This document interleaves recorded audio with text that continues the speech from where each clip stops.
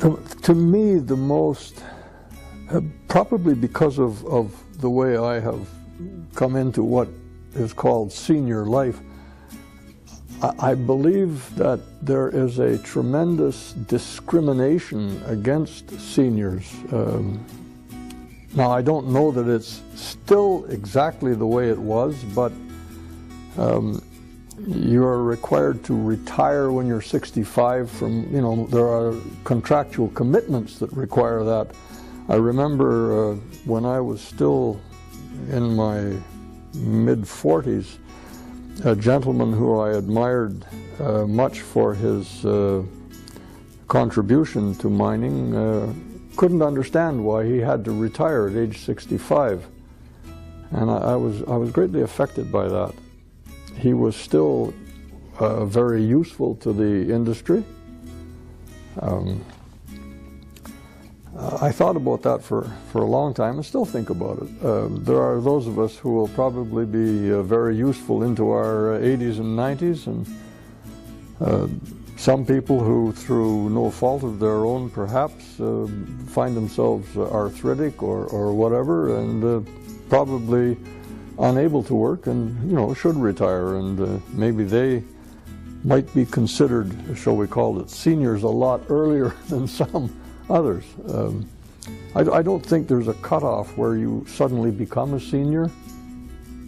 I don't know if that's a good way to look at it, but I see it that way. I'm disappointed if I apply for a job and my gray beard gives me away as being too old for it. For I don't consider myself too old for it. I think when I was going to school, it was decided that you would be educated toward some form of employment. The way things seem to be working out over my lifetime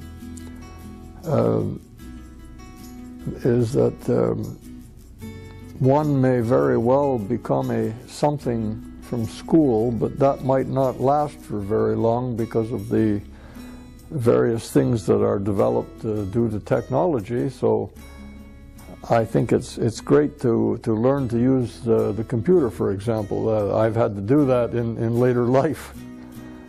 It's great to not rely on what you currently do to think that it will be the thing you continue to do for your whole life.